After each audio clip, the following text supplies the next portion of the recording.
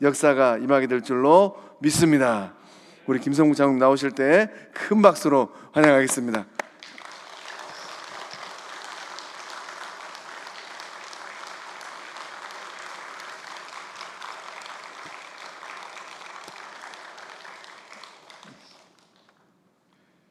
할렐루야. 여러분들께 올 가장 아름다운 달 가정의 주간 또 수요예배 이렇게 여러분을 뵙게 돼서 반갑습니다. 그리고 정말 주님께 사랑하시는 성강교회 여러 성도들과 함께 이 시대에 하나님께서 가장 불꽃 같은 눈으로 바라보고 계시는 공동체, 또 하나님이 가장 아파하시는 공동체, 가슴 아파하시는 공동체, 그 가정에 대한 이야기를 함께 나눌 수 있어서 감사합니다. 하나님 천지창조의 가장 클라이막스의 가장 최고의 걸작품으로 가정이라는 공동체를 우리한테 허락하셨습니다. 가정은 왜 소중한가요? 사랑의 공동체이기 때문에 소중합니다. 가장 순수한 사랑, 변질되지 않은 사랑, 정말 하나님의 사랑을, 깊은 사랑을 맛보아 할 수 있는, 경험할 수 있는 그 공동체가 바로 가정입니다. 저는 아버지 학교를 하면서 교도소에서 아버지 학교를 하거든요. 그런 많은 얘기를 듣는 가운데 그렇게 범죄를 저질러서 감옥에 가 있는 아들을 생각하면서 그 아버지가, 어머니가 불을 끄고 찬방에서 주무신다는 얘기를 들었어요. 아들이 그렇게 나라의 죄를 짓고 고생하고 내가 이렇게 따뜻한 데서 잘 수가 없다. 우리 아들이 반드시 회개하고 돌아오리라고 나는 믿는다. 그러면서 그 아들을 위해서 기도하고 아들을 품고 그렇게 생각하면서 사시는 분들을 보았습니다. 그것이 바로 가정입니다. 세상 사람들은 손가락질하지만, 세상 사람들은 범죄자라고 내치지만, 그러나 가족들은 품에 안습니다. 세상 사람들은 무능하다고 회사에서 내쫓지만, 가정은 자녀들이 무능할지라도, 내 가족의 한 사람이 좀 못났다 할지라도 끝까지 죽기까지 사랑하는 것이, 그것이 바로 가정입니다. 그래서 하나님은 천지창조의 가장 클라이막스의 가정이라는 사랑의 공동체를 우리에게 허락하셨어요. 가정은 또 생명의 공동체입니다. 생명의 소중함을 끼워주는 공동체. 정말 그런 정상적으로 태어나지 못한 아이일지라도 어머니는 가슴에 품는 거예요. 내 자식이니까, 하나님이 주신 선물이니까 그 생명의 소중함을 아는 거예요.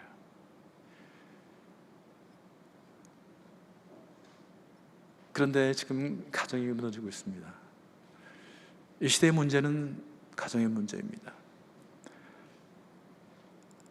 세계를 휩쓴 그런 세계를 장악했던 강대국들이 많이 있죠. 그러나 그 강대국의 멸망의 이면에는 항상 보면 가정의 붕괴가 시작된다는 거예요. 가정이 무너졌습니다. 로마도 마찬가지고요, 소련도 마찬가지고요. 지금 미국이 많은 경우에 지금 문제를 겪고 있는 것도 그런 가정의 붕괴와는 전혀 무관하지 않습니다. 그래서 유명한 그런 그 미래학자가 그런 얘기를 한 적이 있어요. 어쩌면 인류의 종말은 가정의 붕괴로부터 시작될지 모른다. 그런데 지금 많은 가정들이, 전 세계에 있는 가정들이 지금 무너지고 있습니다. 우리나라도 최근에 굉장히 끔찍한 일을 많이 당하고 있죠. 부모들이 자녀를 죽이는, 또 자녀들이 부모를 살해하는, 형제 간에, 또 친구 간에, 또 묻지마 살인, 하여튼 그런 생명을 그렇게 경시하는 그런 풍조들이 지금 세상을 덮고 있습니다. 무엇이 문제일까요? 가정의 문제입니다. 어둠의 세력은, 사탄은 항상 가정을 공격합니다. 창세기도 그 얘기입니다. 선악을 알리는 나무가 있다고 얘기했지만 사실은 가정을 무너뜨리는 거였어요. 하나님과의 관계를 파괴시키면서 그 궁극적인 목적은 하나님이 세우신 꿈의 공동체인 가정을 파괴시키는 것. 그것이 이 사탄의 궁극적인 목적이었다고 저는 생각합니다. 이제 가정을 회복시켜야 되는데요, 가정에는 큰 기둥이 둘이 있어요. 어머니라는 기둥, 아버지라는 기둥. 지난주에 여러분이 어머니가 살아야 가정이 산다는 얘기를 들으셨죠? 물론 어머니 중요합니다. 어머니의 영향력은 거의 절대적이라고 해도 과언이 아닙니다. 그러나 세상은 바뀌고 있어요. 세상은 점점 복잡해지고 있습니다. 세상은 점점 다양해지고 있습니다. 우리 젊은 아이들이 정말 그전에 우리가 경험하지 못했던 새로운 세상에 살고 있어요. 새로운 욕구들을 갖고 있어요. 욕구가 다양해지고 있습니다. 사회 시스템이 다양해지고 있습니다. 이제는 어머니 혼자서 가정을 경영하는 시대는 지났습니다. 더 이상 그렇게 할 수 없어요. 어머니한테 맡겨서는 안 되는 거예요. 하나님은 가정의 첫 번째 아담의 가정에 문제가 생겼을 때 누구를 찾으셨어요? 하나님이 누구를 찾으셨을까요? 인류 최초의 범죄를 지은 건 누구예요? 하와였어요. 그런데 하나님은 하와를 찾지 않으셨어요. 아담아, 내가 어디 있느냐? 아담아, 내가 어디 있느냐? 너는 지금 가정의 머리로서 역할을 잘 하고 있냐는 거예요. 하와한테 묻지 않았어요. 아담한테 물었어요. 이 시대에 하나님은 다시 아담을 찾고 있습니다. 너희들 지금 뭐 하고 있냐? 내가 만들어준 가장 소중한 공동체, 사랑과 생명의 공동체, 넌 그걸 어떻게 경영하고 있다는 거예요. 너 그 책임을 다하고 있느냐? 세상의 일이 중요하냐? 그것이 중요하냐는 거예요. 사역이 중요하냐? 그것이 가정이 중요하냐 이거예요. 가정이 살아야 교회가 사는 거예요. 가정이 살아야 나라가 사는 거예요. 가정을 통해서 하나님 나라가 임하는 거예요. 여러분, 주기도문을 우리는 했는데 주기도문이 어디서 이루어졌다요? 하나님의 뜻이 어디서 이루어질까요? 맨 땅에서 이루어지나요? 우리의 가정, 첫 번째 공동체인 가정에서 이루어져야 합니다. 하나님의 이름이 거룩힘을 받는데 어디서 거룩힘을 받아야 할까요? 여러분과 저의 가정에서 거룩힘을 받아야 되는 거예요. 여러분, 일용할 양식이 어디서 필요해요? 여러분 가정 아닌가요? 또 내가 죄를 진 자를 사한과 같이 내 죄를 사할 수, 내가 용서할 수 있는 사람, 용서할 수 없는 사람이 있어요. 내가 용서하기 힘든 사람이 있어요. 누구예요? 여러분, 세상 사람들은 다 용서할 수 있어요. 그러나 누구 용서하기 어려워요? 한 이물 속에 있는 사람을 용서하기 어려운 거예요. 내 남편을 용서하기 어려워요. 내 아내를 용서하기 어려워요. 내 자녀를, 내 부모를 용서하기 어려워요. 또 교회도 마찬가지예요. 교회에서 일하는 걸 용서하기 어려워요. 가정과 교회는 사실 하나님께서 만들어주신 두 개 생명나무 공동체이거든요. 여기서 용서가 일어나야 되는 거예요. 여기서 시험에 빠지면 안 되는 거예요. 주기도문이 처음 이루어져야 할 공동체는 바로 가정입니다. 그리고 교회입니다. 그런데 그 중심에 바로 가정의 머리인 아버지가 있다는 것. 그런데 그동안 우리는 아버지들이 가정을 경영하지 않았어요. 세상 일만 추구했어요. 이것이 어쩌면 이 시대의 아픔인지 모르겠습니다. 저와 같이 이런 일을 하는 사람들을 가정사역자로 하는데, 가정사역자들이 이런 이야기를 많이 한 적이 있습니다. 만일 이 땅에 아버지들이 가정을 경영하듯이 교회를 경영했다면 이 지구상에 있는 거의 모든 기업은 부도가 났을 것이다. 어쩌면 그것이 진실입니다. 우리 어머니들의 희생이 있었어요. 우리 어머니들의 눈물이 있었어요. 우리 어머니들이 그래도 자녀들을 부둥켜 안고 있었기 때문에 가정이 여기까지 왔죠. 그러나 이제는 그렇게 어머니만 붙들고 있어서는 어머니가 가정을 지키기에는 이제 힘에 부쳐요. 그런 시대는 지났어요. 이제는 아버지가 가정의 책임자로서 가정을 경영하는데 제 일선에 나가셔야 합니다. 여러분의 머리 역할을 감당하셔야 한다는 거예요. 그래서 사실은 아버지 학교가 세워진 거예요. 자, 영상을 이제 파워포인트를 제가 준비했는데 여러분 영상 저 화면을 보십시오. 저 위에 얘기는 뭐예요? 영어로서 죄송한데요. 뭐 쉬운 영어니까 Everybody talks about mother's love. 무슨 얘기예요? 모든 사람들이 어머니의 사랑에 대해서는 얘기하고 있다는 거예요. 그런데 밑에 그림은 Nobody talks about father's sacrifice. 아무도 아버지의 희생에 대해서는 얘기하지 않는다. 이것이 현실 아닙니까? 어머니의 사랑에 대해서만 얘기해요. 그런데 아버지의 희생에 대해서 얘기해요. 여러분 그림을 보십시오. 어머니하고 아들하고 눈을 맞추고 있어요. 얼마나 아름다운 모습이에요. 저렇게 편안하게 눈을 맞출 수 있는 것. 그 밑에 판이 보이죠? 이렇게. 사진 안 보지만 그 밑에 그림 보면 판이 보여요. 그 판을 누가 맞추고 있어요? 아버지가 맞추고 있는 거예요. 그 아버지의 희생 속에서 엄마하고 아들이 눈을 맞추고 사랑을 교환하고 있어요. 감정을 교환하고 행복하게 살고 있어요.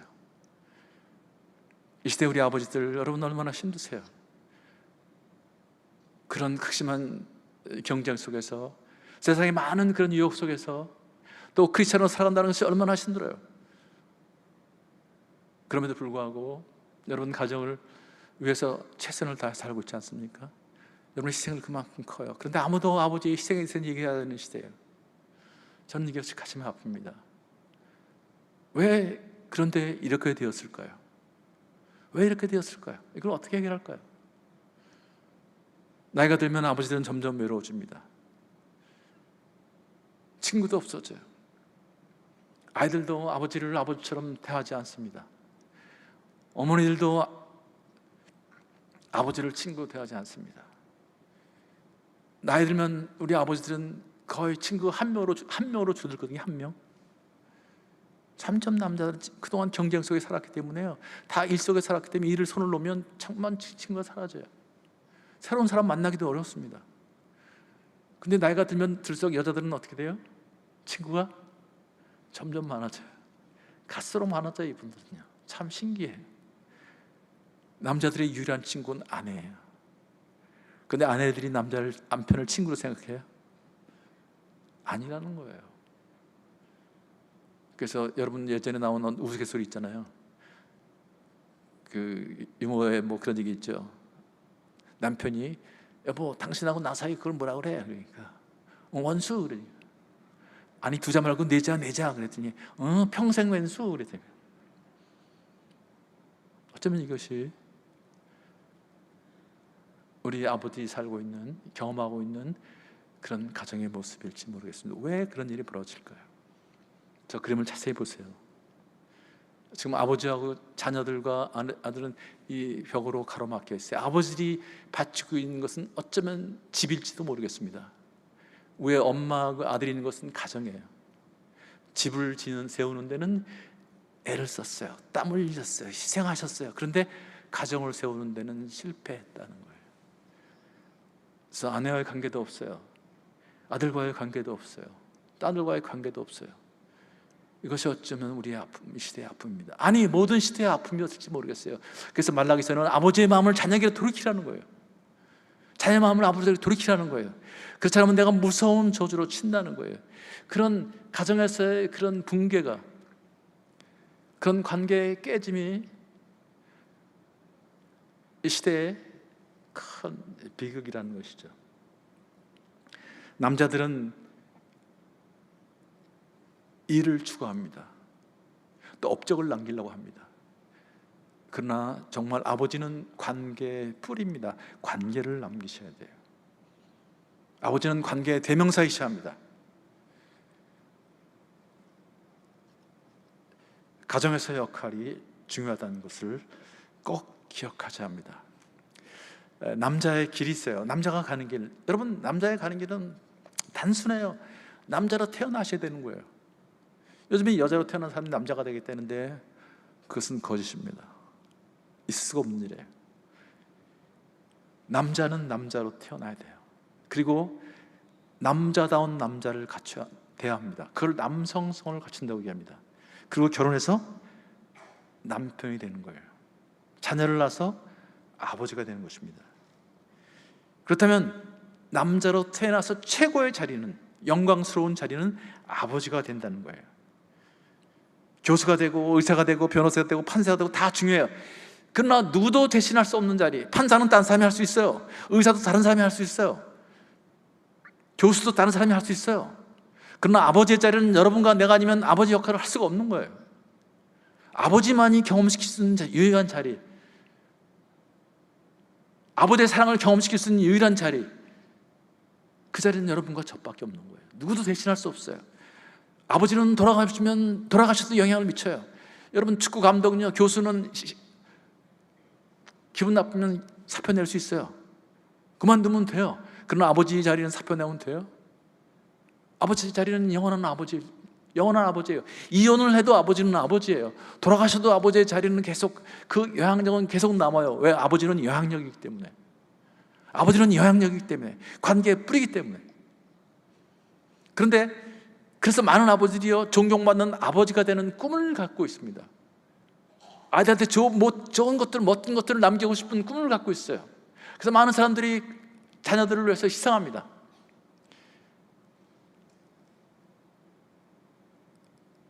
그들 가슴 속에는 그런 말이 있을지, 그런 소망이 있을지 몰라요. 우리 아들이 나를 존경한다고 한번 해줬으면, 우리 딸을 아버지, 나는 아버지를 존경합니다. 아버지가 있어서 내가 오늘 여기까지 올 수 있었습니다. 아버지 감사합니다. 그 소리를 듣고 싶은 거예요. 여러분 아버님이 지금 생존해 계시다면 꼭 그 말씀을 들려주세요. 아버지 사랑합니다. 아버지 존경합니다. 아버지의 그 희생이 있어서, 보이지 않는 희생이 있어 내가 오늘 이렇게 살고 있습니다. 꼭 그 한마디 주세요. 그 한마디 붙들고 여러분, 아버지는 남은 인생을 살아갈지도 몰라요. 그런데 존경받는 아버지가 되려면 존경받는 남편이 되어야 한다는 거예요. 이 길을 피할 수가 없어요.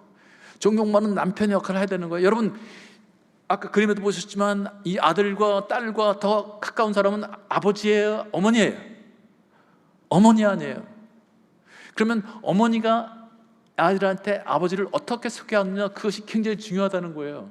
아무리 여러분이 자녀들한테 잘해줘도요, 어머니가 더 친한데 어머니가 한마디 하면 여러분 그냥 끝나요. 야, 그 인간이 네 애비냐? 그러면 끝나는 거예요.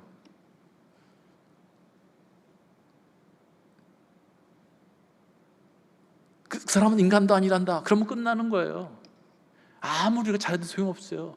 존경받는 남편이 되셔야죠. 아버지, 네 아버지 혹시 너희들한테 모든 걸 다 사줄지 못할지 모르지만, 돈을 못 벌어서 좀 그럴지 모르지만 네 아버지가 얼마나 훌륭하신 분인지 아냐? 네 아버지가 우리를 얼마나 사랑하는지 아냐? 최선을 다해서 일하고 있단다. 아버지에게 고마움을 표시해야 한다. 아버지를 사랑해야 한다. 아버지를 믿자. 아버지를 격려해야 한다. 그런 얘기를 해줘야 되는 거예요. 그러니까 존경받는 남편이 돼야 되는 거예요. 근데 존경받는 남편, 존경받는 아버지가 되려면 진짜 남자다운 남자가 돼야 한다는 거예요. 이 한국의 잘못된 남성 문화, 또 잘못된 남성성, 이거 내려놔야 되는 거예요. 뭐 남자는 강해야 된다, 남자는 뭐 술 많이 먹어야 된다, 남자는 그런 얘기 있죠. 또 그 뭐죠? 갑자기 단어가 생각이 안 나는데요. 이제 병강세가 돼야 한다는 뭐 그런 쓸데없는 얘기들 많이 있어요. 뭐 여자를 몇 명 거리느냐, 뭐 술을 얼마나 마시느냐, 이게 남성다움의 뭐 상징이다. 돈을 많이 벌어야 된다. 그런 이야기들. 그러나 진정한 남자다운 남자는요, 어진 왕이 돼야 합니다. 어진 왕이. 남자는 왕의 그런 품위가 있어야 되는 거예요. 전사가 돼야 되는 거예요. 외부에서 적이 나오면 와다 싸울 수 있다는 게, 지키는 역할이 있어요. 그 다음에 스승, 가르치는 사람, 그 다음에 친구. 그래서 어진 왕이 돼야 하고, 위대한 전사가 돼야 되고, 참된 스승이 되고, 또 진실한 친구가 돼야 되는 거예요. 그 네 가지를 한마디로 요약하면 뭐예요? 한 단어로 표현하면 그분이 바로 아버지입니다. 그분이 바로 아버지예요. 어진 왕의 모습이 있어야 되는 거예요. 위대한 전사의 모습이 있어야 되는 거예요. 참된 스승의 모습이 있어야 되는 거예요. 진실한 친구의 모습이 있어야 합니다. 그런데 이 모델을 우리한테 보여주신 분이 누구예요? 그분이 예수님이십니다. 그래서 아버지 학교에는 그런 구호가 있어요. 왼쪽에 손을 대고, 가슴에 손을 대고, 아버지 학교 처음 시작할 때 하는 고백이 있습니다. 아버지, 주님, 제가 아버지입니다. 주님, 제가 아버지입니다. 주님, 제가 아버지입니다. 우리 남자들만 한번 해볼까요? 오른손을 여러분 왼 가슴에 이렇게 대시고요, 눈을 감으시고요, 여러분 가족을 한번 떠올려 보시고요, 나는 어떤 아버지였는지 한번 생각해 보시고 저를 따라서 한번 해보시기 바랍니다. 주님, 제가 아버지입니다. 주님, 제가 아버지입니다. 주님, 제가 아버지입니다. 주님 앞에서 그 주님의 사랑을 우리 가족들한테 흘려보내는 사람이 되겠다는 거예요. 주님을 닮은 그런 남성성을 가지겠다는 거예요. 주님 닮은 그런 남편, 아버지가 되겠다는 그런 고백이고 다짐입니다. 아버지께서 많은 아버지들이요, 이 고백을 하면서 눈물을 흘려요. 나는 이런 고백을 해본 적이 없습니다. 아버지라는 자리가 이렇게 중요한 자리인지, 남편의 자리가 이렇게 중요한 자리인지 생각해 본 적이 없습니다. 돈만 벌어주면 되는 줄 알았다는 거예요. 좋은 집에 살게 해주면 되는 줄 알았다는 거예요. 좋은 학교 보내주고 좋은 거 먹여주면 되는 줄 알았다는 거예요. 여러분, 그 첫 번째 그림 아닙니까?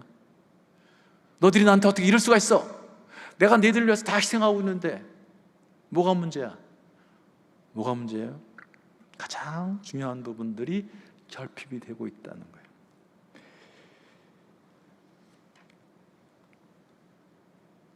제가 외국 잡지에서 본 건데요, 아버지는 A son's first hero, 아들의 첫 번째 영웅이라는 거예요. 그 뒤에는 뭐냐면 Daughter's first love, 딸의 첫사랑. 얼마나 멋있어요. 여러분, 아버지, 여러분은 기억하십시오. 여러분들은 여러분 자녀들, 아들들의 첫 번째 영웅이었어요. 그러니까 아들들은 어렸을 때 뭐라 그래요? 난 아빠처럼 사람 될 거야, 아빠 같은 사람이 될 거야. 그래서 그 아이들한테 최고의 찬사는 뭐예요? 최고의 칭찬은 뭐예요?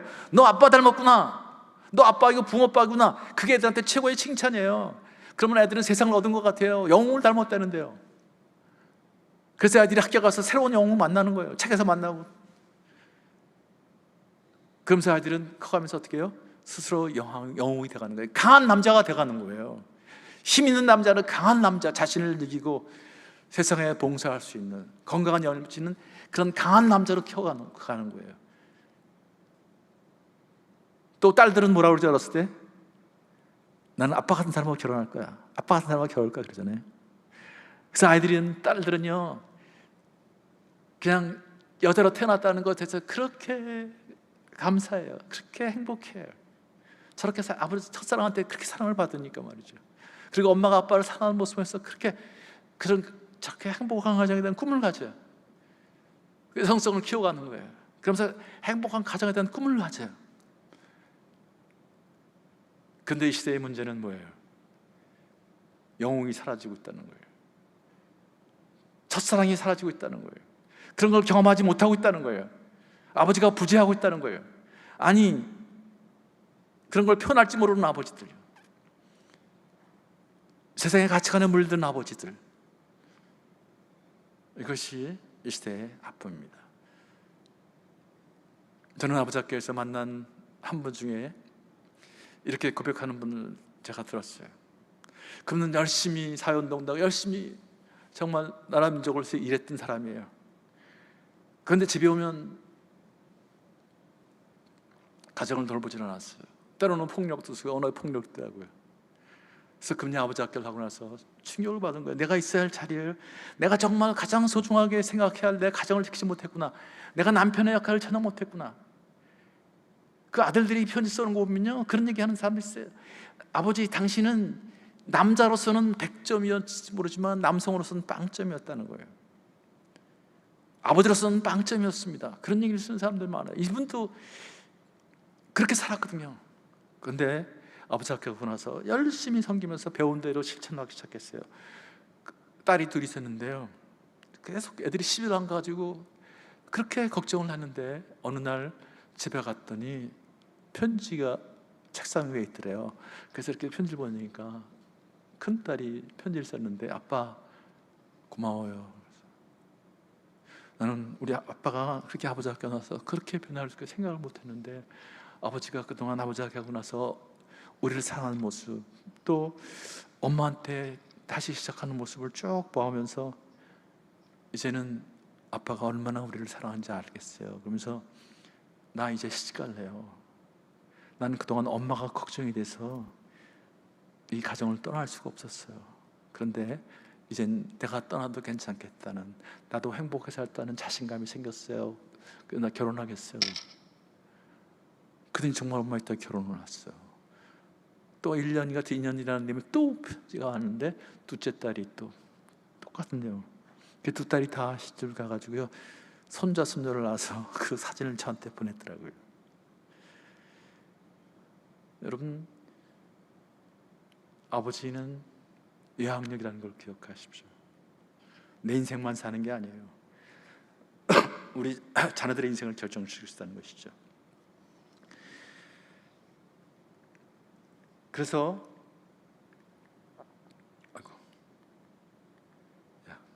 제가 이걸 잠깐 눌렀어야 되는데,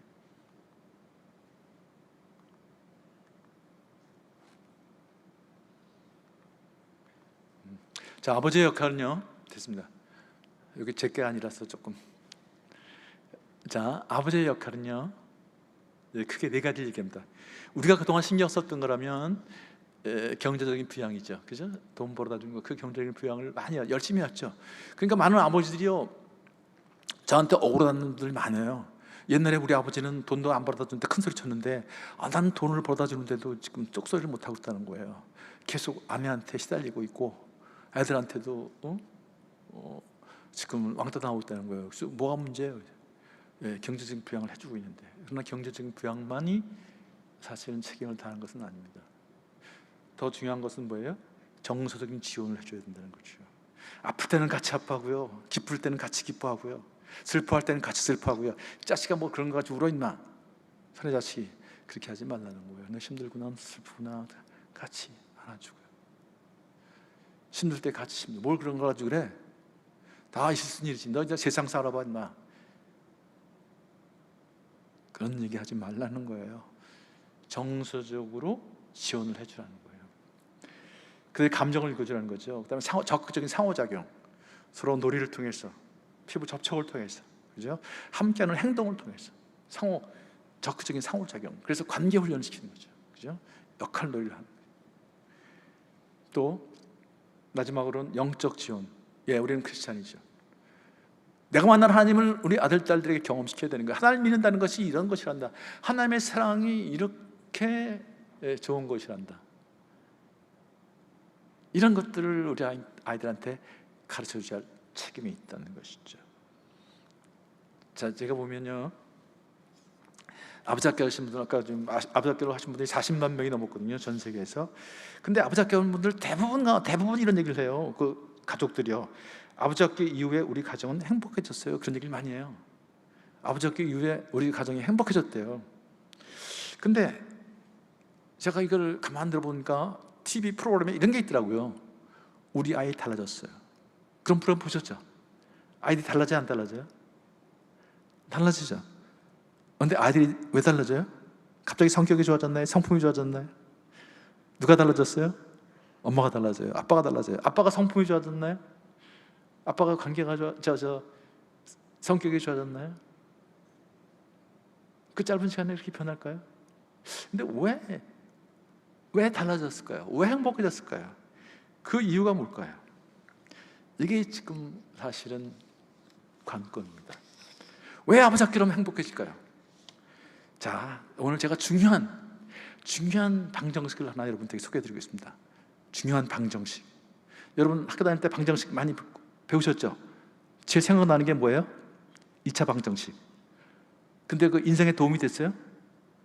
여러분 사는데 도움이 됐나요? 전혀 도움이 안 되죠. 그런 거요. 시험 보는 데만 도움 됐죠.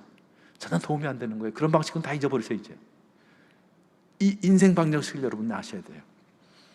자, 여러분 행복해졌다는 거 뭐가 행복해졌다는 거예요? 행복해졌다는 거, 여러분 감정이 좋아졌다는 거예요.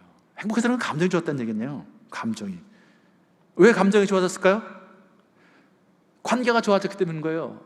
두 사람의 관계, 그 아이들과 관계, 가정이 행복해진 이유는, 아내가 행복해진 이유는 뭐예요? 남편의 관계가 달라진 거예요. 그래서 행복해진 거 아니에요? 자, 그런데 이 관계를 맺는 데는 두 가지 요소가 필요해요. 뭘까요?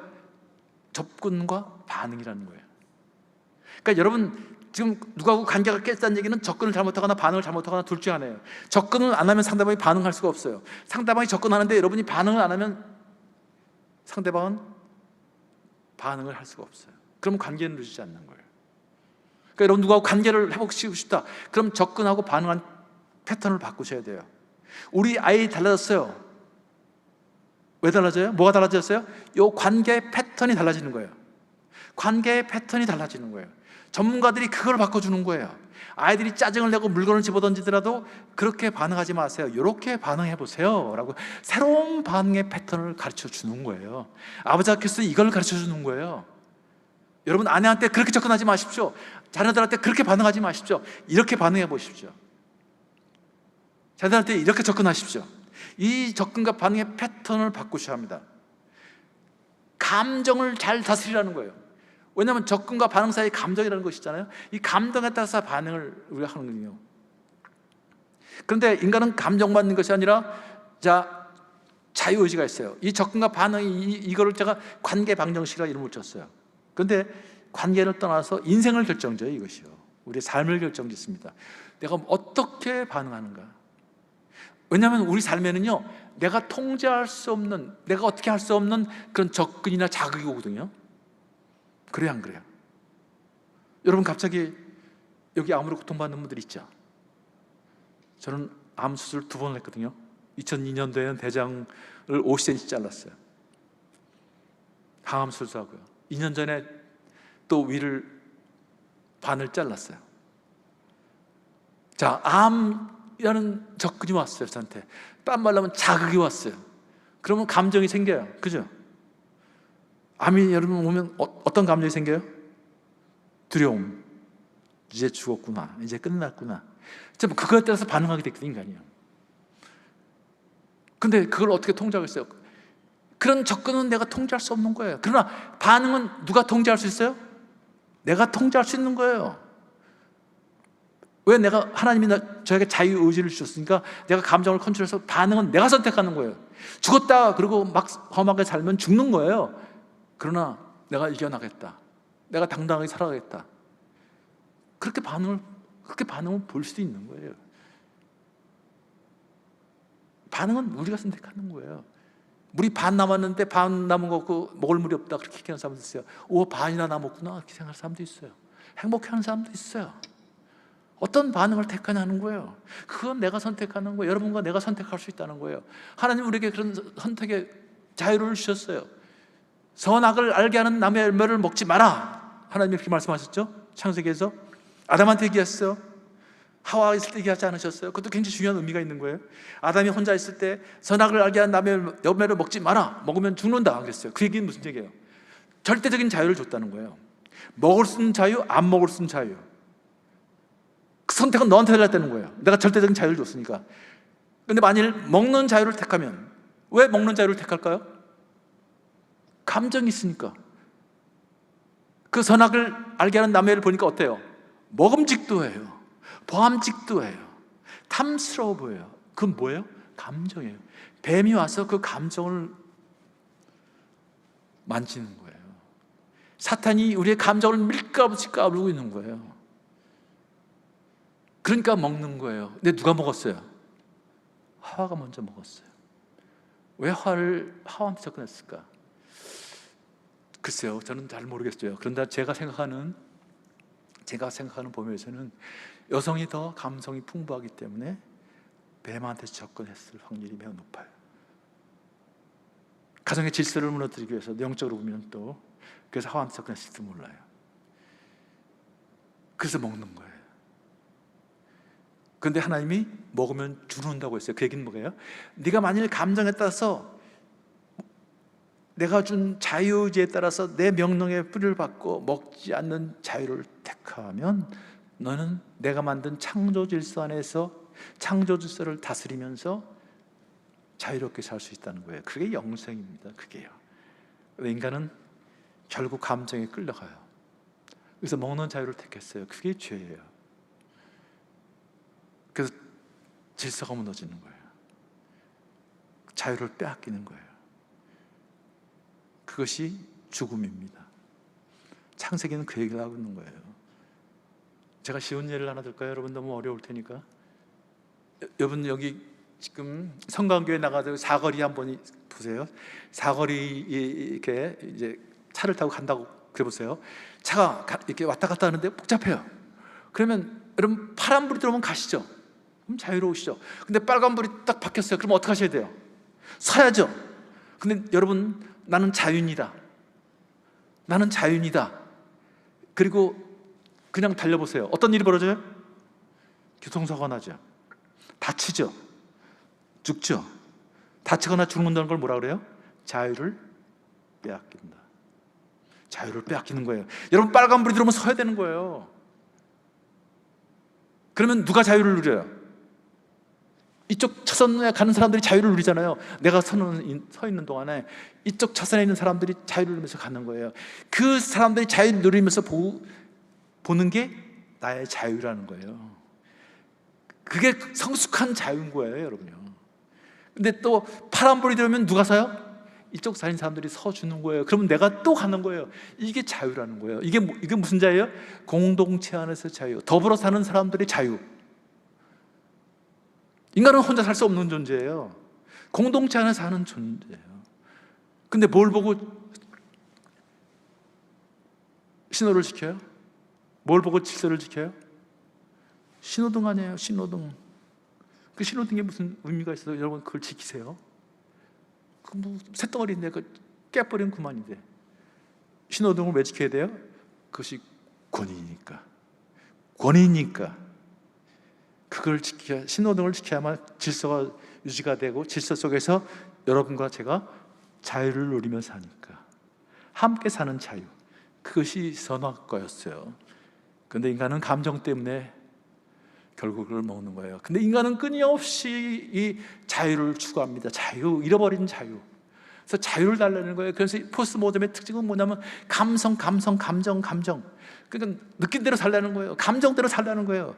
너 저 여자하고 사랑하는 감정 식었어? 그럼 살지 마. 딴 여자하고 사랑하는 감정이 생겨, 그 여자하고 살아. 동성애도 마찬가지예요.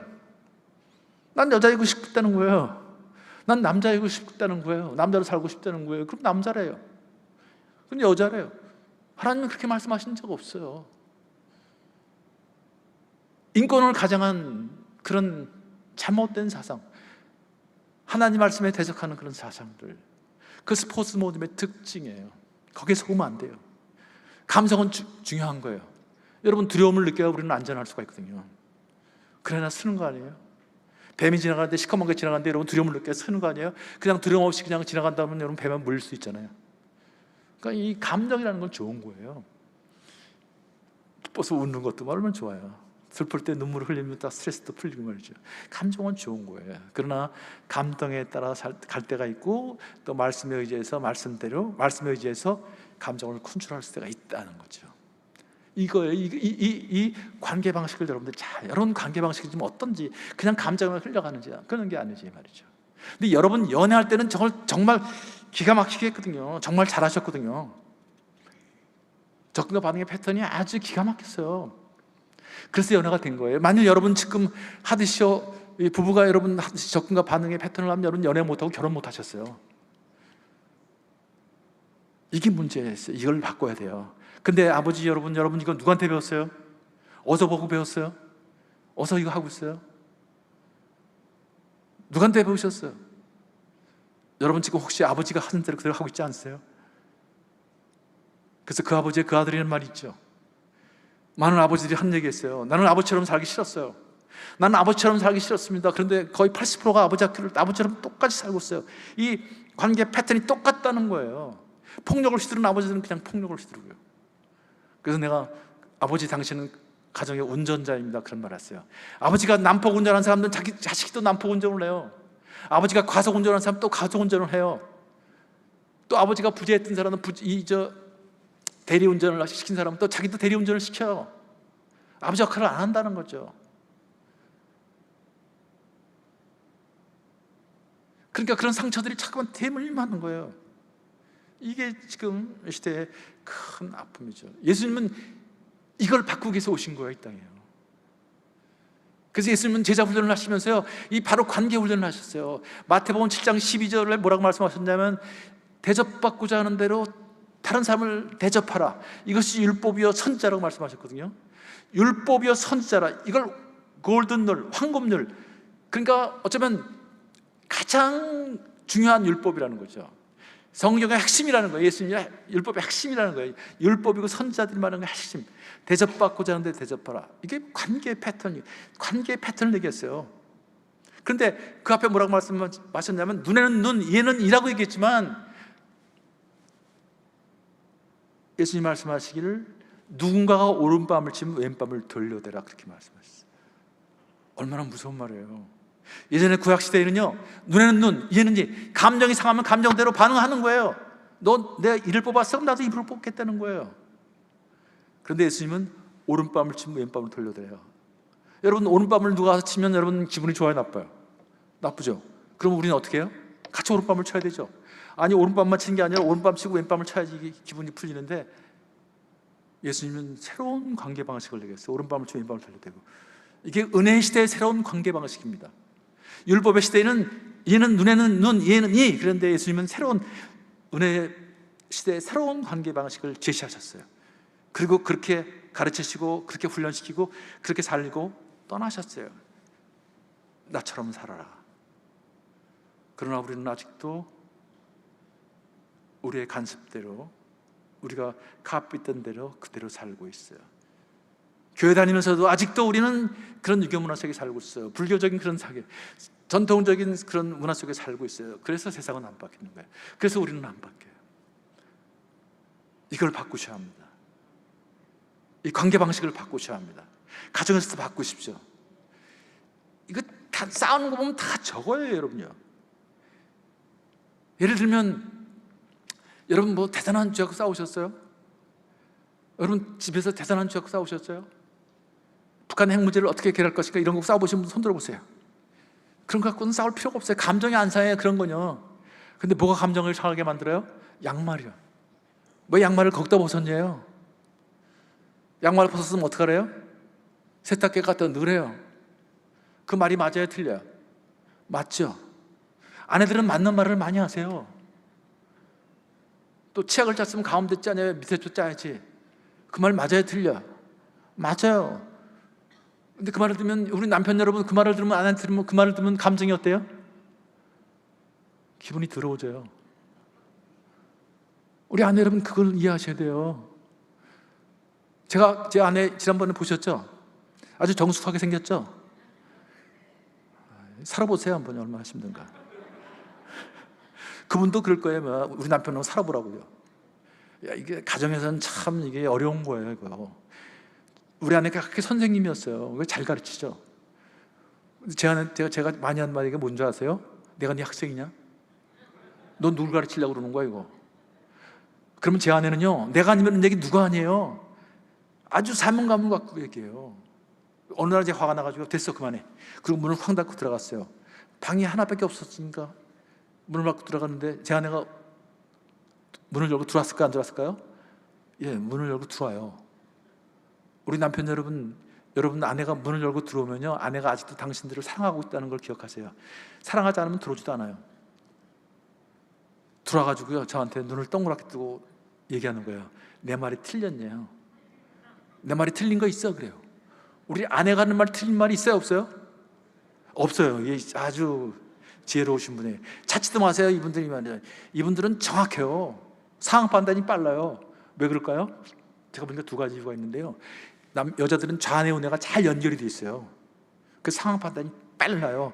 남자들의 뇌는요, 좌뇌 우뇌가 잘 연결이 안 돼 있어요. 그래가지고 남자들의 뇌는 와플같이 생겼다고 그래요. 그러니까 남자들은 집중력이 뛰어나요, 그 대신요. 하나에 몰두하면 딴 말이 들어오질 않아요. 그러니까 아내 여러분 그걸 잘 이해하셔야 돼요. 그러니까 여러분 남편이 지금 손흥민이 축구를 보고 있다, 그럼 말 걸지 마세요. 안 들려요. 근데 남편들은 뭐라고 하냐면, 얘기해봐, 다 듣고 있으니까. 그걸 들으면 남자가 아니에요. 못 들어요. 그러니까 축구 끝날 때 기다리세요. 한 번에 학박 못 해요.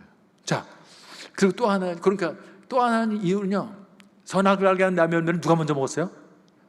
네, 하와가 먼저 먹었잖아요. 여러분들의 조상이 먼저 먹었어요. 그분이 많이 드신 것 같아요. 아주 정확해요. 그래서 제가 그랬어요. 그래, 네 말 다 맞아. 네 말 다 맞아. 근데 뭐가 문제인지 알아? 네 말을 들으면 기분이 나빠. 감정이 상하는 거예요. 감정이 상하면 반응이 제대로 돼야 안 돼요? 안 되는 거예요, 이게요. 그러니까 싸움이 벌어져. 네가 옳으냐 내가 옳으냐고 처음에 싸우는 거예요. 그러다가 어느 순간부터 남편이 피하기 시작하는 거예요. 왜냐하면 자꾸만 감정이 상하면 남자들은 어떻게 처리할지 모르게 주먹이 나가기 시작하고 욕이 나가기 시작할 테니까 참는다. 내가 가정의 평화를 참는다. 더 이상의 악화를 내가 막아야 되겠다고 입을 다물기 시작하는 거예요. 입을 다물기 시작하면 아내들은 또 가만히 있어요. 더 세게 가는 거예요. 그래서 여러분 지난주에 보셨죠? 영상 보셨죠? 어머니가 괴물이 된다 그러죠? 그래서 괴물이 돼가는 거예요. 남자들은 피하고요. 그래서 관계가 깨지는 거예요. 이 관계 방식을 얼른 바꾸셔야 돼요. 이 훈련을 해야 되는 거예요. 그 남편 여러분 피하지 마세요. 아내가 얘기하는 건 내가 당신 아내냐는 거예요. 당신 나를 지금 소중한 사람을 생각하고 있는 거냐. 이렇게 살 수는 없잖아. 이제는 좀 새로운 관계를 가고 싶어. 이렇게 얘기하는데 그게 감정 때문에 과격하게 나가는 거예요. 그러니까 그때는 어떻게 하라고요? 안아주셔야 되는 거예요. 안아주셔야 되는 거예요. 여보 힘들었구나. 미안해. 내가 아까 그렇게 얘기를 해서 미안해라고 안아주세요. 피하지 마세요. 아내 여러분 너무 그렇게 과격하게 얘기하지 마세요. 그럼 남편들은 자꾸만 피해요. 네가 나를 무시해? 내가 네 학생이냐? 내가 네 아들이냐? 내가 가장이냐? 그러니까 문제가 생기는 거예요. 아멘이라잖아요.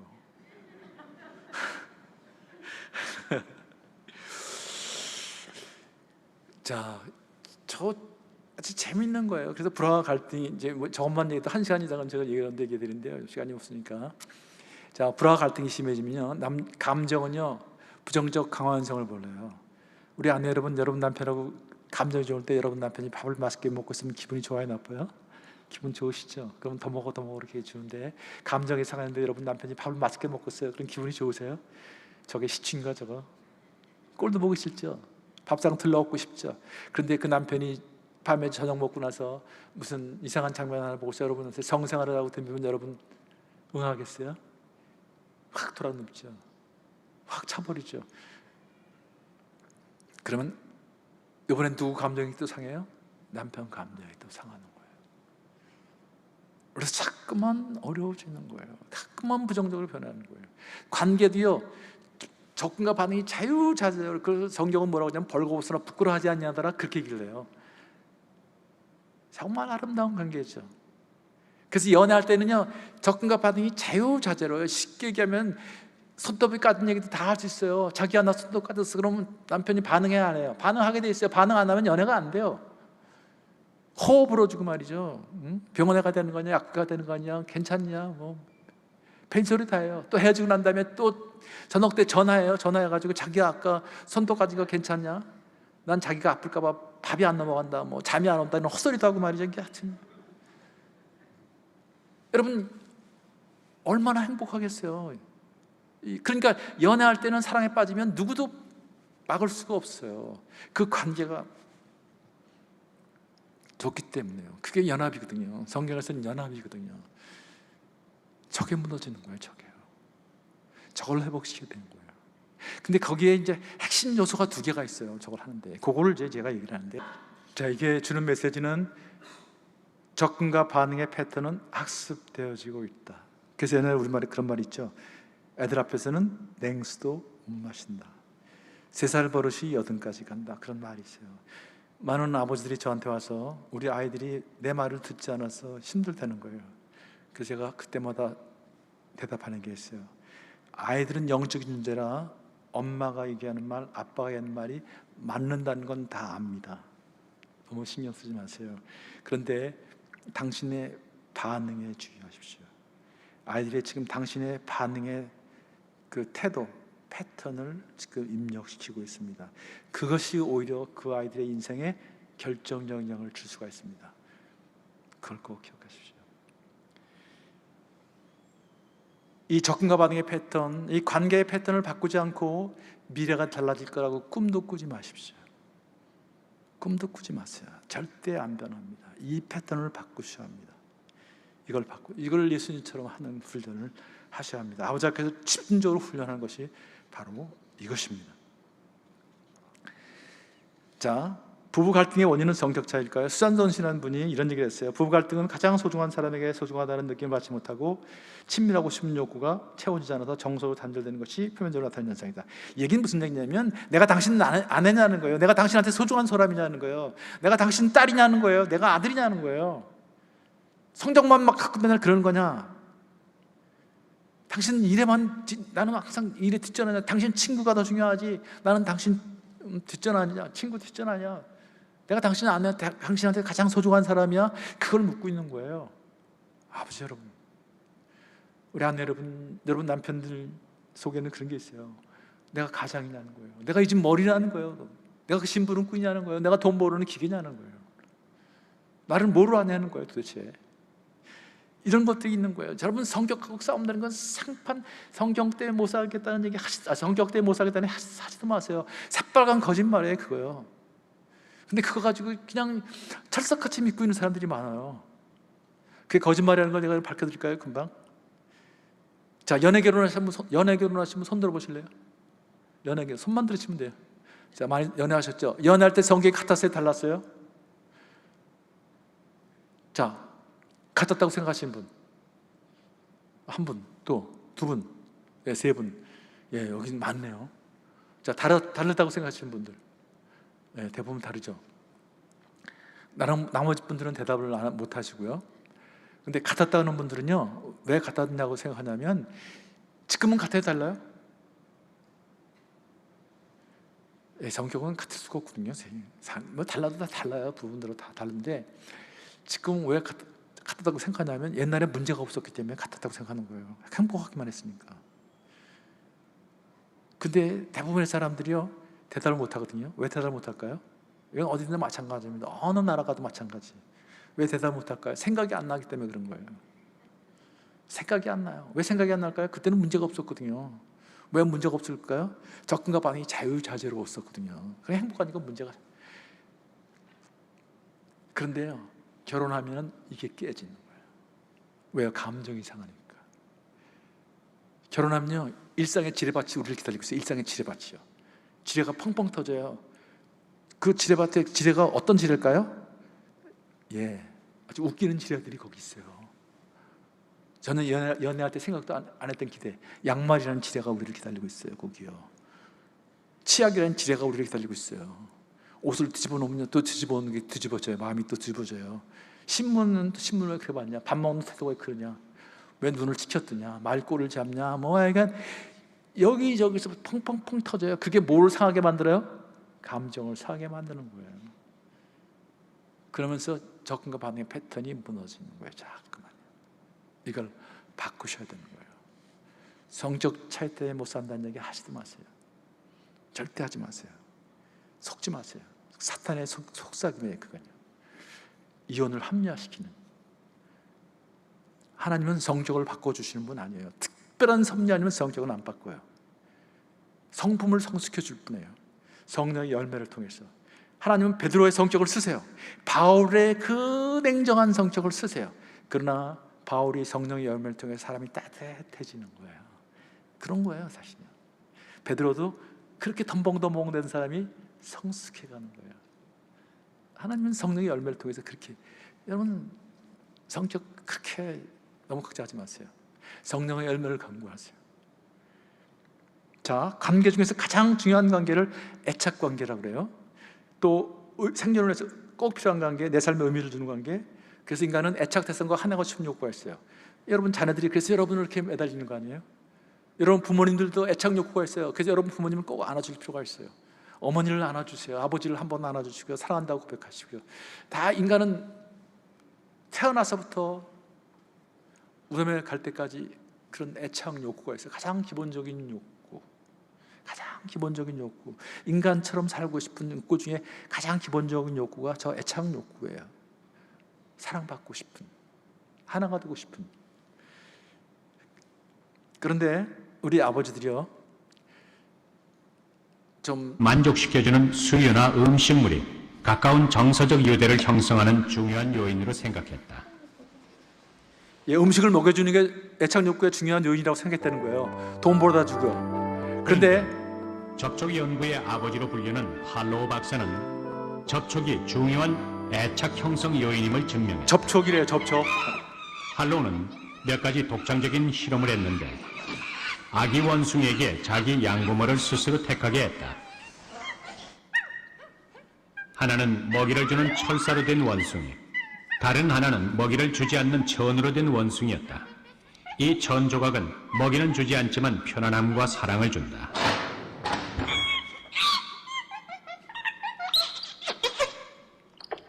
이 새끼 원숭이는 일단 우유를 먹기 위해 철사 원숭이에게 달려간다.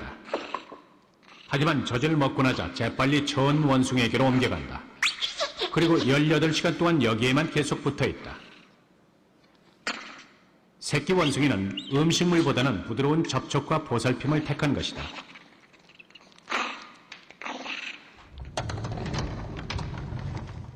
그렇다면 무서운 상황에서는 새끼 원숭이는 어디로 갈까? 천 원숭이에게 달려간다. 사람도 마찬가지다.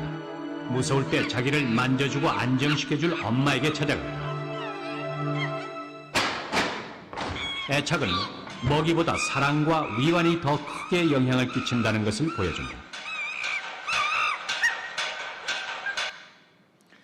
부드러운 접촉, 부드러운 보살핌, 접촉, 그리고 사랑과 위안 누가 줬어요?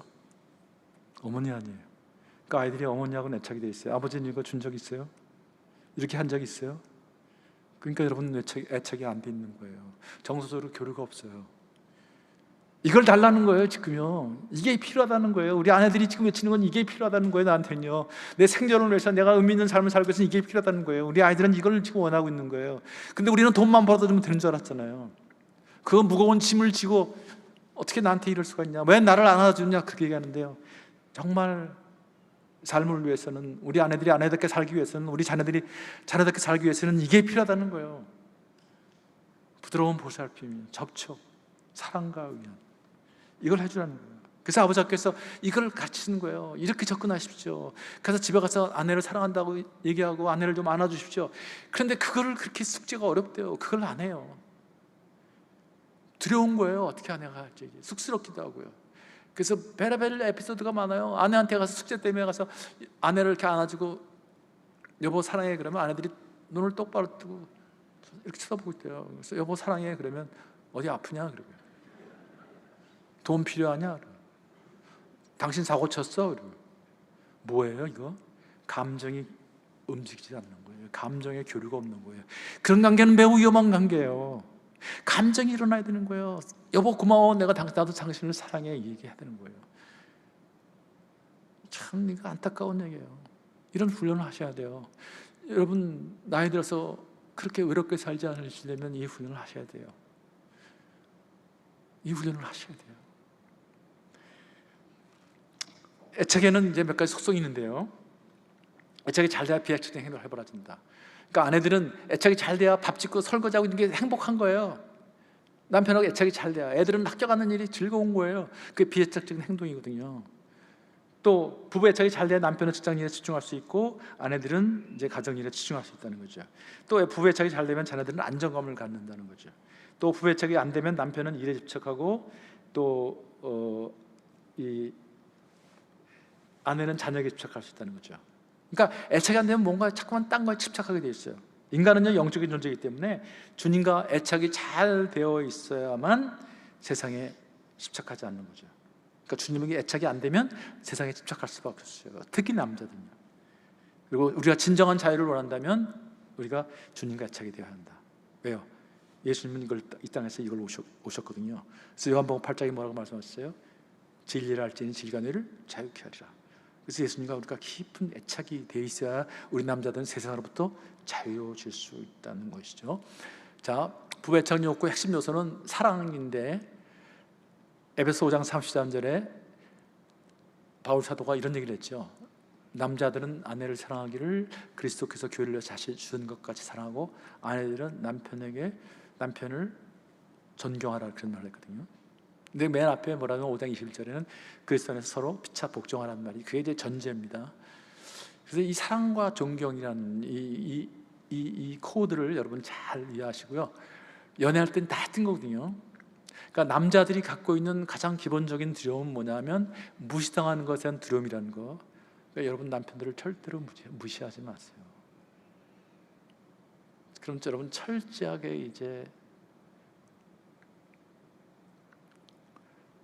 여러분 관계를 단절하기 시작합니다. 다윗을 보세요. 미갈이 다윗이 춤추고 들어왔을 때 미갈이 뭐라 그랬어요? 꼴도 좋다. 그건 계집종들하고 그렇게 춤을 추다니 말이지. 그 말을 듣고서요, 다윗이 미갈을 다시도 쳐다도 안 봤어요. 미갈을 그렇게 사랑해서 다른 남자하고 살던 여자를 데리고 오라고 그랬잖아요. 그렇게 사랑했던 첫사랑인데 그 한마디에 다윗이 미갈을 쳐다도 안 봐요. 그게 무서운 거예요. 아내 여러분, 여러분 남편을 절대로 무시하지 마세요. 사랑과 존경 있는 그대로 인정해주세요. 여러분 남편이 하는 일을 좀 인정해주고 칭찬을 해주세요. 남편 여러분, 여러분 아내를 사랑하실 때 그리스도께서 교회를 위해서 자신을 주신 것 같이 그렇게 사랑하라는 거예요. 그래서 가정은 십자가라고 얘기해요. 십자가 구현되는 곳이 가정이에요. 누굴 통해서요? 우리 아버지들을 통해서요. 남편을 통해서요. 그래야 머리가 되는 거예요. 그래서 머리가 되는 거예요. 그래야 존경받는 남편이 된다는 거죠. 여러분 연애할 때 저거 잘했던 거예요. 사랑과 존경. 그래서 아버지 학교에서 또 부부 학교라는 게 있어요. 그런 걸 한번 꼭 해보세요. 어떻게 사랑하고 어떻게 하는지 그걸 다 기억해 둘 테니까. 아내들한테 조금 제가 팁을 하나 드리면, 우리 남편들은요 잘 놀라고 좀 반응을, 예쁜 여자 좋아한다고 그러죠, 남자들이요. 그죠? 예쁜 여자 좋아하는 건 사실은 맞아요. 근데요 사실은 좋아하긴 하는데 사랑하는 거하고는 별개 문제예요. 어떤 여자를 사랑할까요? 예쁘게 반응해 주는 여자. 예쁘게 반응해 주는 여자. 좀 쌀쌀하게 그러면요 밥맛 없다 그래요. 그냥 쌀쌀하게 그러면 똑똑한 그런 걸 별로 남자들은요, 이런 표현 죄송합니다만은 그런 걸 남자들은 별로 원하지 않거든요. 예쁘게 반응해 준 여자. 그걸 좀 잘하세요. 그게요. 제 내가 한지 모르지만 어느 날 제가 컴퓨터에서 막 컴퓨터를 하고 있는데, 작업을 하고 있는데 제 내가 방에 들어오더니 여보 이거 좀 따줘 그러더라고요. 그래서 뭐냐 그랬더니 참기름병이래요. 그래서 여지껏 당신이 잘 따더니 왜 나한테 달라 그러는 거야 그랬더니 오늘 안 따진대요. 그래서 줘봐 그랬더니 참기름병 그거 뭐 어려워요? 그러니까 금방 툭 따지더라고요. 그래서 내가 이렇게 쳐다보니까 갑자기 저한테 와 잘 딴대요. 그래서 갑자기 와는 또 무슨 와냐 또 이걸 가지고 거든요. 그걸 줬더니 그걸 갖고 나가더니 콧노래를 부르면서 아 역시 나는 당신이 있어야 돼 그러는 거예요. 역시 난 당신이 있어야 돼. 그래서 저거 너무 오버하는 거 아니야 저거 지금. 근데 여러분 뭐가 지금 내 마음에서 움직이고 있어요? 감정이 움직이고 있잖아요. 감정이요. 그런 접근이 오니까 제 감정이 움직이는 거예요. 감정이 어떻게 돼요? 좋아지고 있는 거예요. 저거 어떻게 했을까요? 컴퓨터를 딱 적고서요 부엌에 가서 여보 뭐 또 따줄 거 있냐? 뭐 좀 도와줄까? 그런 반응이 그대로 나오는 거예요. 이거예요 이거. 이걸 좀 배우세요. 너무 어렵게 다루지 마세요. 복잡하게 다루지 마세요. 그냥 좀 단순하게 다루세요. 자, 이런 것도 이제 훈련을 좀 해야 되는데 말이죠. 하여튼 오늘 가서 해보세요. 남편을 좀 잠깐 칭찬해 줘 보세요. 그 다음에 대화도요, 남자들은 해결책하자고 얘기해요. 그냥 아내들이 요즘에 일 같이 하는 분 많죠. 일한 어디 직장 다녀서 힘들다 그러면 남편들은 뭐라 그래요? 그만두래요. 때려쳐 그래요. 해결책을 얘기해. 때려치면 되는지도 몰라요. 때려칠 입장이 아니니까 그렇죠. 그럼 뭘 해줄 때 공감을 해줘요. 아 힘들구나 여보. 당신 힘든 사람이, 당신 힘들게 만든 사람이 있나 봐. 어떻게 하면 좋지? 당신 그래서 얼굴이 안 좋아 보이는데. 그게 얘기를 하는 거예요. 그러다가 예를 들어서 뭐 회사에 누가 김 부장이라는 자가 힘들게 만든다 그러면 그런 자식이 있어. 그런 자식이 어떻게 일하냐? 그거 안 되겠는데? 내가 다음 화요일 날 휴가 내고 한번 갈게. 거기 어디냐 거기. 근데 그 자식 오늘 손 좀 봐줄게. 그러면 아내가 그래 여보 와서 손 좀 봐줘 그럴까요? 아내가 뭐라 그러죠 보통? 됐어 내가 알아서 할게. 됐어 내가 알아서 할게. 뭐예요? 힘이 생기는 거예요. 상황은 안 변하지만 상황을 이어나갈 수 있는 힘이 생기는 거예요. 그걸 임파워링이라고 그래요. 힘의 부여라고 그래요. 그렇게 공감해 줌으로써 힘의 부여가 일어나는, 이게 인간의 대화할 때 애들한테 마찬가지예요. 자꾸만 우리는 정답을 얘기해요. 해결책을 자꾸만 얘기해요. 그래야 그게 답이 아니라는 거예요. 선악을 알게 한 다음에 먹지 말라는 거예요. 그래서요, 인간은 끊임없이 해결책이하고 정답을 얘기해가지고 그래서 자꾸만 감정을 사게 만들어요. 지적의 무서움은 여기 있어요. 지적하면 하나는 고칠 수 있어요. 너 그러지 마. 그 하나는 고칠 수 있어요. 그러나 감정이 상하면 관계가 깨지기 때문에 다른 말은 안 들어요. 우리 어머니들 그 애들한테 많이 해보셨죠? 애들이 말 안 들으면 뭐라 그러셨어요? 엄마 말이 틀렸어? 내봐 인마. 그래요. 근데 될 게 있어요? 없어요? 될 게 없죠. 왜요? 맞는 말 했으니까. 그래서 에베소 6장 4절에 자녀들을 노엽게 하지 말고 주의 교훈과 훈계로 양육하라는 말 있죠. 그게 자녀 양육의 황금률이에요. 근데 여러분 다 주의 교훈과 훈계로 양육하고 계시잖아요. 근데 왜 애들이 말을 안 들어요? 주의 교훈과 훈계로 양육하는 건 중요하지만 그보다 더 중요한 말이 있다는 거예요. 뭐예요? 자녀를 노엽게 하지 말고 감정을 상하게 하지 말라는 거예요. 감정이 상하면 움직이지 않는다는 거예요. 엉뚱하게 반응한다는 거예요. 과하게 반응한다는 거예요. 그런데 우리는 자꾸만 감정을 상하게 만들어요. 감정을 우리 밑값을 까부는 거예요. 교회 싸움도 보면 다 감정의 문제거든요. 거의 대부분요. 가정의 문제도 그렇고요. 세상 사람들은 술이라도 먹고 풀죠. 근데 교회에서는 그지도 못해요. 예수라는 이름 가지고 싸워요. 감정이 상해가지고. 집에서도 계속 싸워요. 그러니까 우리가 치유를 하는데도요, 다 감정만 치유하거든요. 상한 감정에 치유를 하거든요. 물론 감정을 치유하는 건 중요합니다. 그러나 감정만 치유해가지고 감정은 계속 일어나는 거예요. 계속 생기는 거예요. 다른 형태로 돈이 생기는 거예요. 그 진짜 치유가 일어나려면 관계를 치유해야지 회복이 되는 거예요. 관계를 치유해야지. 그래서 저는 치유란 말을 잘 안 써요. 사실은요. 아버지께서는요. 제가요. 관계를 회복시켜야 한다. 관계를 회복시켜야 한다. 물론 감정을 먼저 다뤄주는 건 매우 중요합니다. 그러나 관계를 회복시키지 않으면 절대로 치유는 일어나지 않는다. 하나님 관계를, 아버지의 관계를, 자녀들 관계 훈련을 관계 훈련을 자꾸만 시켜야 되는 거예요. 근데 우리는 자꾸만 감정만 다루거든요. 그러니까 울고 나면 감정이 풀리는 것 같아요. 뭐예요? 또 감정이 떨어나는데. 관계의 패턴이 달라지는, 관계의 패턴을 자꾸만 훈련시켜야 되는 거죠. 아버지께서 지금 강조하는 그거예요. 그래야 새로운 역사가 일어난다는 거죠. 그것이 주님께서 우리에게 주신 귀한 교훈입니다.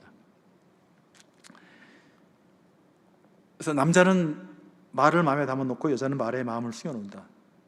그러니까 남자들은 말을 안 해요. 표현을 안 해요. 그래서 아버지께서 숙제를 내줘요. 아내한테 편지 써오라 그러면 남자들은 한 줄로 쏘는 사람들이 많아요. 네 내 마음 알지? 나도 네 마음 안다. 알긴 뭘 알아요. 얘기를 안 하는데. 참 가슴 아픈 이야기죠. 그래서 이 애착 욕구가 채워지지 않으면 아내들이 전통적으로 하는 질문이 하나 있어요. 아내들이 하는 질문, 여러분도 해보셨을 거예요. 여보, 당신 엄마하고 나고물에 빠지면 누구 먼저 건질 거야? 그런 질문 해보셨죠? 당신 엄마하고 나고물에 빠지면 누구 먼저 건질 거야? 그 질문 황당한 질문이거든요. 남자들한테는요. 그럼 남자들은 어떻게 할지 몰라요. 왜냐하면 남자들은 사실 분석을 하거든요. 어떻게 둘이 빠졌지 이거? 왜 둘이 빠졌지? 어떻게 그런 일이 일어나지? 저한테도 우리 아내가 그 질문을 하더라고요. 갈등이 있을 때. 그래서 제가 뭐라 그랬을까요? 한참 생각하다가 제가 그랬어요. 야, 골치 아프다. 다 같이 죽고 말자 그랬어요. 아우, 저는 그때 말이죠. 그 대답을 하고서 역시 나는 천재다 그렇게 생각했어요. 대단한. 근데 제 아내는요, 그걸 아직도 기억하고 있어요. 나는 그때 죽었대요. 어떤 남편은 이러더라고요. 이랬대요. 당신은 수영 잘하던데 지난번에 보니까 우리 어머니는 수영 못하니까 내가 어머니 건지고 당신 건질게. 얼마나 합리적이에요, 그죠? 그러면 남자들은 어떻게 생각하냐면 내가 오늘 엄마도 건지고 아내도 건졌다, 다 건졌다 그랬는데 아내는 그 말을 듣는 순간 오늘 다 죽었다 니들. 아내의 마음속에 뭐가 있어요? 내가 당신 엄마만큼 소중한 사람이야. 당신 엄마 사랑하지? 당신 나를 사랑하고 있는 거야. 나는 당신 하나 보고 왔는데 나를 가장 우선순위에 놓아주면 안 되겠어? 우리 남편 여러분, 여러분 아내를 1순위에 놓으셔야 합니다. 여러분 아내를 행복해 해주셔야 합니다. 여러분이 여러분 어머니한테 효도할 수 자신 있어요? 누가 효도하는 거예요? 며느리가 효도하는 거 아니에요? 우리 아내들이 효도하는 거 아니에요? 그렇다면 아내를 행복하게 해주셔야죠. 아내가 행복해야죠. 아내 지금은 그 부부 관계가 효도하게 만드는 거예요. 부부 관계가 효도하게 만드는 거예요. 성경은 기가 막힌 얘기라고 써요. 부모를 떠나서 아내와 앞에서 한 몸이 되라는 얘기는 기가 막힌 얘기예요. 이거요. 기가 막힌 진리예요. 부부가 하나 돼야만 진정한 효도가 일어난다는 거예요. 그래서 남편들은 아내를 사랑하세요. 그리스도께서 교회를 위해서 자신 주같이 그렇게 아내를 사랑해 보세요. 십자가를 지는 마음으로 그렇게 사랑해 보세요. 그럼 아내가 시어머니를 사랑하게 돼 있어요. 그걸 하셔야 돼요. 자, 그다음에 이제 다 끝나갑니다. 한 5분만 더 쓸게요. 죄송합니다. 자, 어느한 소통을 위해서요, 나의 감정과 욕구를 정중하게 표현해 주세요. 정중하게. 우리 남편들은 말을 함부로 하지 마세요. 아내들한테요. 가능한 공대말을 하세요. 가장 소중한 사람인데요. 우리 자녀들을 양육하는 가장 소중한 사람이고 우리 부모님들한테 효도하는 가장 소중한 사람인데, 여러분 아내한테 함부로 얘기하지 마세요.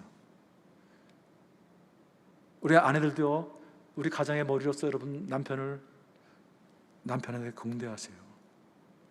왔다 갔다 이제 왔어 그렇게 얘기하지 마세요. 당신이 연락 없이 이렇게 오니까 내가 마음이 힘들었다, 내 걱정이 됐어요 여보, 다음에는 꼭 연락해 줬으면 좋겠어요. 이렇게 얘기하는 거예요. 정중하게 하라는 거예요. 아이들한테도 그렇게 얘기하라는 거예요. 그다음에 내용보다 더 중요한 건 말투라는 거예요. 말투보다 더 중요한 것은 표정이라는 거예요. 표정을 좀 부드럽게 하세요. 우리는 항상 뭐 갖고 싸워요? 내 말이 틀렸냐? 내용 갖고 싸우죠. 근데 내용이 차지하는 비중은 7%밖에 안 된대요. 말투가 차지하는 비중이 38%, 표정이 55%. 그래서 부부싸움 하면 저한테 와서 제일 먼저 하는 얘기가 뭔지 아세요? 부부가 같이 오면 누구 말이 맞는지 판가름 해달래요. 누구 말이 맞을까요? 두 사람 말이 다 맞아요.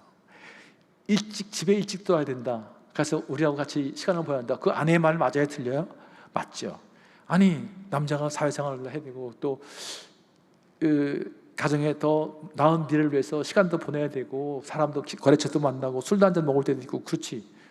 어떻게 맨날 일찍 들어와서 어떻게 이런 걸 사회생활 하냐? 그 말을 맞아요? 틀려요? 그 말도 맞잖아요. 근데 뭐가 문제예요?